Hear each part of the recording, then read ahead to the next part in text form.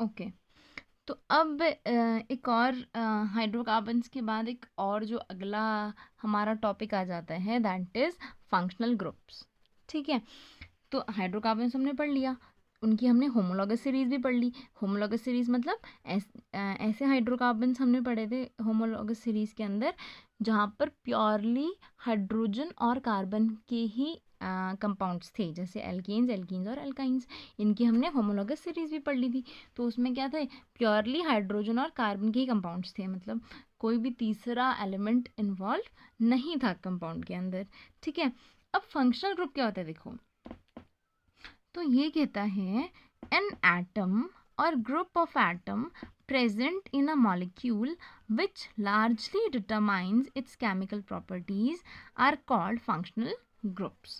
मतलब किसी भी कंपाउंड या फिर किसी भी मॉलिक्यूल के अंदर, ठीक है, अब कंपाउंड या फिर मॉलिक्यूल क्या होगा जहाँ पर जो कि लार्ज इन साइज होगा, मतलब वहाँ पर दो से ज़्यादा क्या होने चाहिए, हमारे एटम्स कंबाइन होने चाहिए। जैसे हमने अभी तक का मिथेन इथेन पढ़े थे, तो उनके फॉर्मूले भी हमने पढ़े थे, जैसे CH4 हमारा मिथेन था और इथेन था C2H6। तो ये भी अपने आप में कंपाउंड है, क्योंकि वहाँ पर काफ़ी सारे बहुत सारे एटम्स मिलके वो पूरा कंपाउंड बन रहा है। जैसे इथेन में 2 कार्बन और 6 हाइड्रोजन्स हैं, तो काफ़ी बड़ा अपने आप में वो एक कंपाउंड है। तो ऐसे ही जो लार्ज ग्रुप्स होते हैं जिसमें क्या होता है, कंपाउंड्स मतलब ऐसी स्पीशीज़ होती है बेसिकली जो कि जिनमें क्या होता है, दो से ज़्यादा एटम्स जो हैं वो मिलके पूरा का पूरा स्पीशीज़ फॉर्म करते हैं। तो ऐसी स्पीशीज़ हम कह देते हैं उन्हें हम कंपाउंड्स, या फिर मॉलिक्यूल्स जो होते हैं वो बेसिकली 2 ही एटम्स या फिर 2 से ज़्यादा भी हो सकते हैं। तो ऐसे जब एटम्स मिलके जो स्पीशीज़ बनाते हैं उन्हें हम मॉलिक्यूल भी कह सकते हैं। ठीक है, तो अब इसने बोला कि ऐसे कंपाउंड्स या फिर ऐसे मॉलिक्यूल्स जिनके अंदर कोई पर्टिकुलर एटम या पर्टिकुलर ग्रुप ऐसा होगा जिसकी वजह से उस पूरे के पूरे कंपाउंड की प्रॉपर्टीज डिटरमाइन होंगी। जैसे जैसे कोई भी चीज़ है, हाँ, जहाँ पर हम कहते हैं कि जैसे एक एग्जाम्पल के तौर पे हम समझ लेते हैं कि पूरा कोई क्लास है, ठीक है, तो एक कोई भी स्टूडेंट्स की कोई एक बड़ी सी क्लास है, तो उस क्लास को हर कोई टीचर पूरे पूरे स्कूल का हर कोई टीचर पूरी क्लास को नहीं जानता होगा, है ना, मतलब पूरी क्लास के हर स्टूडेंट को नहीं जानता होगा।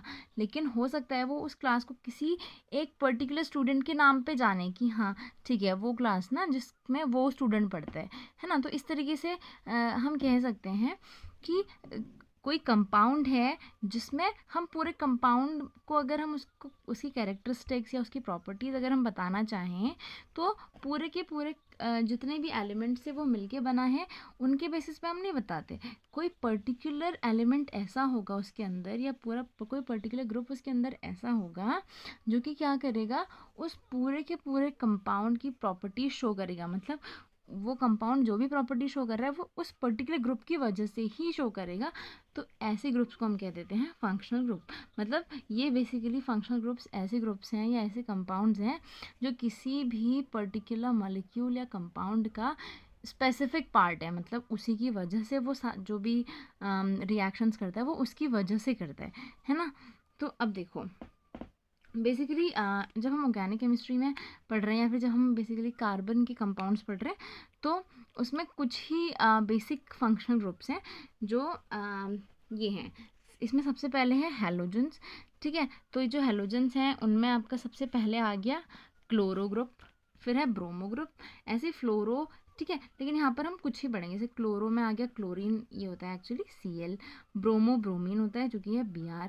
ठीक है, ये कुछ केमिकल एलिमेंट्स के नेम है जो कि as a functional group react करते हैं किसी भी ऑर्गेनिक कंपाउंड में। जैसे जैसे कोई कार्बन का कंपाउंड है, जिससे मान लो हम कोई हाइड्रोकार्बन ही ले लेते हैं, ठीक है, मिथेन इथेन, तो उसमें हो सकता है कि बीच में कभी कभी कोई क्या आ जाए, फॉरेन एटम, यानी कि इन सब में से कोई ग्रुप उसमें आ जाए। जैसे वैसे तो मिथेन होता है CH4, पर हो सकता है कि एक हाइड्रोजन की जगह उसमें यहाँ पर से कोई ग्रुप आ जाए, है ना, तो वो थोड़ा सा बदल जाएगा, उसमें उसके उसका जो नेचर है वो क्या हो जाएगा, अब इस फंक्शनल ग्रुप के नाम से वो जाना जाएगा। मतलब रिएक्शंस वो इन फंक्शनल ग्रुप के हिसाब से ही अपनी करेगा, चेंज कर देगा अपनी रिएक्शंस, है ना।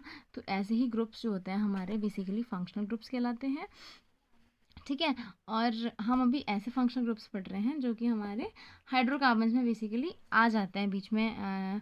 ठीक है, मतलब हाइड्रोकार्बन्स प्योरली हाइड्रोकार्बन्स नहीं रहते, इसके बाद उसमें कुछ कुछ क्या आ जाते हैं, ये फंक्शनल ग्रुप्स भी ऐड हो जाते हैं।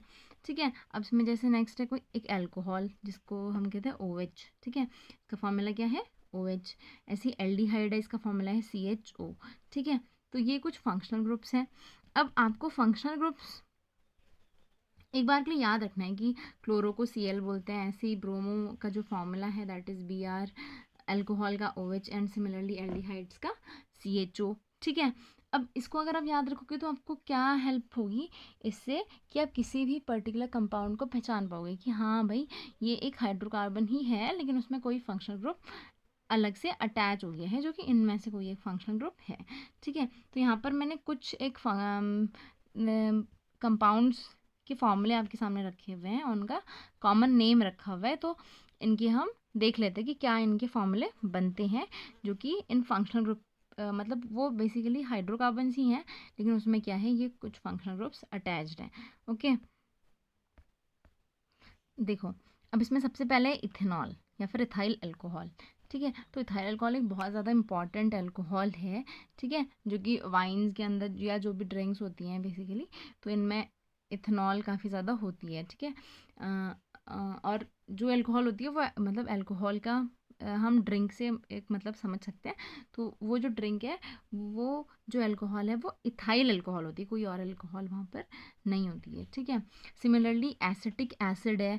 ठीक है, ये विनीगर होता है एक्चुअली, जो हमारा बहुत सारे मतलब ईडेबल होता है ये, है ना, खाने के लिए यूज़ करते हैं हम। ये एक एसिड होता है जिसको हम कहते हैं एसिटिक एसिड और इसका कॉमन नेम है विनेगर।